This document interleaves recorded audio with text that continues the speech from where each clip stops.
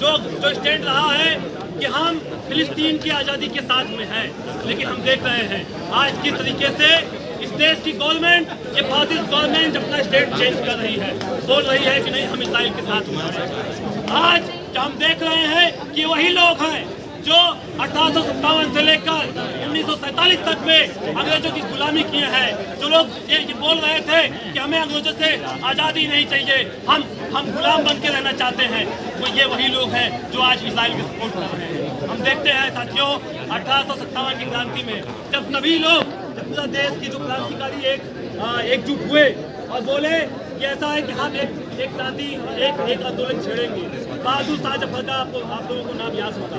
बहादुर शाह जफर को अपना सिपह सलार बनाया, बोला आप लड़िए। बहादुर शाह जफर बूढ़े हो चुके थे, लेकिन उनको बोला गया कि आप लड़िए। साथियों बहादुर शाह जफर जब वो आंदोलन स्टार्ट हुआ, उनको जेल में डाल दिया गया। जेलर उनके पास एक तस्करी लेके आता, उनकी पेंशन बंद कर दी गई थी। उनसे बोला गया कि एक तस्करी उनके पास जेल में आती है और जेलर बोलता है कि लीजिए आपकी जो पहली किस्त जो है ये आपके सामने है। बहादुर शाह जफर ने उस तस्करी से जो उसमें कपड़ा था उसको हटाया तो देखा कि उनके नौजवान जो 14 साल और 16 साल के जो बच्चे थे उनका कटा हुआ सर था उसमें। और उसके बाद जो जेलर बोलता है कि दमदमे में दम नहीं, खैर मांगो जान की, ऐ जफर ठंडी हुई शमशीर हिंदुस्तान की। तो जफर साहब बोलते हैं, उसमें वो निराश नहीं होते कि उनके दो बच्चों का सर उनके सामने पड़ा है। उनके सामने वो आज़ादी का मूवमेंट था जिसमें इस देश से अंग्रेजों को खदेड़ना था। उस समय उन्होंने बोला कि गाजियों में बू रहेगी जब तलक ईमान की, तख्त लंदन तक चलेगी तेग हिंदुस्तान की। और उसी समय आप देखिए, उसी समय ये संगीत फासिस्ट फोर्सेस जो इस देश को आज़ादी से रोकना चाह रहे थे, जो चाह रहे थे ये देश और सदियों तक गुलाम बना रहे। 190 साल की गुलामी उनके लिए कम नहीं थी। यही वो लोग थे, आज सुभाष चंद्र बोस का नाम ले रहे हैं। सुभाष चंद्र बोस जब अपना फौज बना रहे थे तब यही लोग, यही सावरकर के लोग, यही गोलवलकर के लोग ये बोल रहे थे नहीं हम जो है आप लोग इस मूवमेंट से पीछे हट जाइए। जो वही लोग हैं आज जो इस्राइल के साथ खड़े हैं। हमें बहुत अचंभा नहीं होना चाहिए साथियों।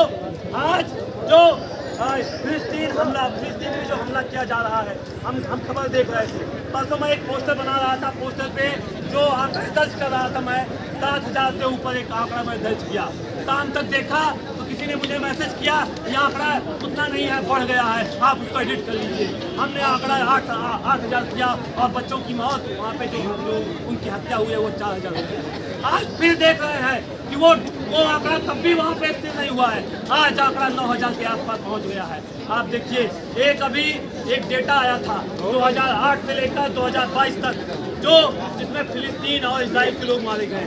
आप देखिए 10 गुना लोगों को मारा है। हम ये बोल रहे हैं कि ऐसा कि हमास ने पहले स्ट्राइक किया, हमास ने इंटरनेशनल लॉ तोड़ा है, हमास ने इंटरनेशनल लॉ तोड़ा है, हम मानते हैं। लेकिन इस्राइल ने क्या किया है 1948 से लेकर आज तक जो इंटरनेशनल लॉ तोड़ा है उसका जवाब कौन देगा? उसके लिए इस्राइल जिम्मेदार क्यों नहीं होगा? आप बोल रहे हैं यहाँ पे आतंकवादी हमला कर रहा है। हम ये बोल रहे हैं कि 8,000 जो ये लोग मारे गए हैं, ये इस्राइल सिर्फ एक स्टेट नहीं है, वो उसको आतंकवादी स्टेट घोषित करना चाहिए जो लगातार बच्चों की हत्या कर रहा है। और एक बात आप जान लीजिए, साथ में एक खबर ये भी आई कि एक स्कूल का पूरा सन एंड कर दिया गया क्योंकि उस स्कूल में पढ़ने वाले 6 से लेकर 12 तक बच्चे ही नहीं इस देश में। तो शर्म करनी चाहिए इस देश के लोगों को जो लोग आज इस्राइल के समर्थन में खड़े हुए हैं। उनको शर्म करनी चाहिए जो लोग ये कह रहे हैं कि नहीं फिलिस्तीन को इस देश के इस विश्व के नक्शे से खत्म हो जाना चाहिए। ये लोग, इन लोगों की आप लोग बात समझ लीजिए, ये लोग वही लोग हैं जिन्होंने पूरे देश की मानवता के साथ हमेशा गद्दारी की है। हम साथियों इसी बात के साथ कि इस्राइल अपना हमला बंद करे, बच्चों का नरसंहार बंद करे और यूएस जो पीछे से बैक कर रहा है और पूरे विश्व भर में लोगों को मारने का और एथनिक क्लेंजिंग का जो एक प्रोग्राम लेके चल रहा है वो खत्म करे। और इंडिया जो अपना ये वहाँ से अपडेट किया है वहाँ पे अपना वोट ना देकर, ये बहुत शर्मनाक बात है। हम इसको कंडेम करते हैं और एज ए इंडियन सिटीजन मैं इस बात को क्लेम करता हूँ कि मैं फिलिस्तीन के संघर्ष के साथ हूँ, फिलिस्तीन की आज़ादी के लिए